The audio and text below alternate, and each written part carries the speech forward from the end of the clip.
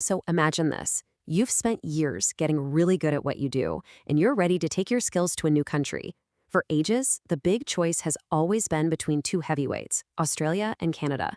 But what if I told you that by 2026, one of those doors might be kind of closing while the other one is swinging wide open? So if you're planning your future, this is the big question, right? And believe me, the answer is changing a lot faster than you might think.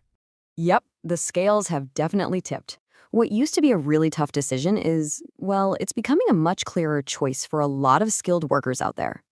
We're about to dive into how some major policy changes in both countries are creating a whole new ballgame for anyone looking to migrate in 2026. And hey, don't just take my word for it. The rules of the game have fundamentally changed. And if you're not up to speed, you could be making a huge life decision based on old news. So let's dig into what's really happening. And we'll start with Canada. For a long, long time, Canada was seen as the easier path. But as you're about to see, they're starting to put up some pretty serious roadblocks, especially for applicants from overseas. Just take a look at these numbers. It's pretty stark. Canada is slashing its permanent residency targets by a massive 21% by 2026. That means over 100,000 fewer spots are up for grabs. That is a lot more competition for everyone. And it's not just about fewer places. The main way in, the express entry system, is getting way tougher. The scores you need to get an invitation, they're still sky high. But you know what the biggest change is? The system is now heavily, and I mean heavily, geared to favor people who are already inside Canada. This is a very deliberate move to help their huge population of temporary workers and students become permanent residents. And it's all about filling labor gaps, fast. And this quote right here, it just perfectly sums up the new reality. If you're a skilled professional applying from your home country, this change is a massive, massive hurdle. Your experience from overseas just isn't valued the same way anymore. This is probably the single biggest shift in their policy. Okay, so as Canada is effectively putting up a no vacancy sign for a lot of people overseas, what's happening down under? Well, Australia is taking a completely different approach. While Canada cuts back, Australia's holding the line. They've committed to 185,000 places, with a huge chunk of that, nearly 70%, set aside specifically for skilled migrants. That's a really clear signal that they are still very much open for business. And they're not just keeping spots open, they're actively going after specific skills. For people in the construction trades, we're talking carpenters, electricians, plumbers. Australia is practically rolling out the red carpet. I mean, getting an invitation at the absolute rock bottom points minimum, that's almost unheard of for other professions. And get this, they're not just opening the front door. They're opening a whole bunch of side doors too. You've got all these options: independent, state-nominated, regional, employer-sponsored. It's like having a bunch of different keys to the same house, giving you so many more ways to find the right path for you. All right, so let's put these two side by side and see how they really stack up for skilled workers looking at 2026. Now, before we get into all the details, this right here is the main thing to remember. If you're applying from outside the country without local work experience, Australia's system still welcomes you.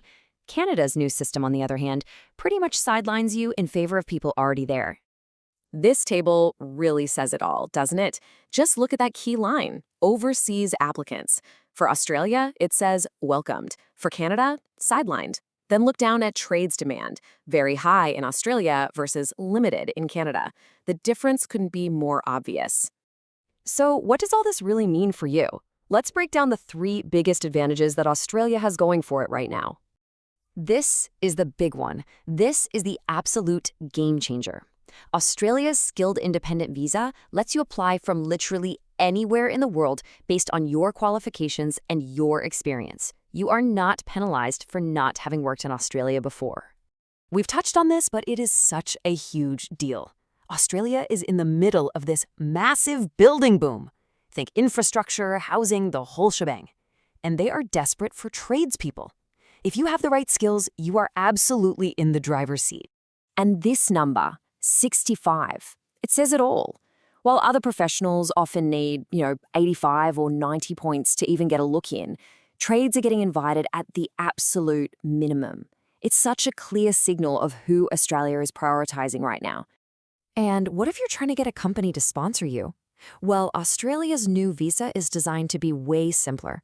It cuts through all the red tape of Canada's LMIA process. That's this labor market impact assessment where an employer has to prove to the government that no Canadian could do the job. And trust me, that can be a really long and complicated process. Okay, so you've seen the data, you've seen the breakdown. Now, what do you actually do with all this information? Let's turn this into a concrete action plan. Here it is, a clear 5-step checklist. First things first, see if your job is even on the list. Then, calculate your potential points. If it's looking good, get your skills officially assessed and book that English test, because higher scores mean more points. And finally, it's probably a good idea to seek some professional advice to help you navigate the whole system. So here's the bottom line. The game has changed. Canada is looking inward, trying to solve its labor needs from within.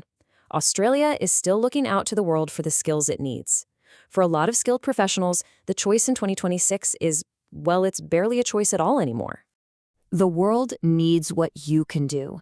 The only question that's left, really, based on all these shifting rules and priorities is, where do you see your future?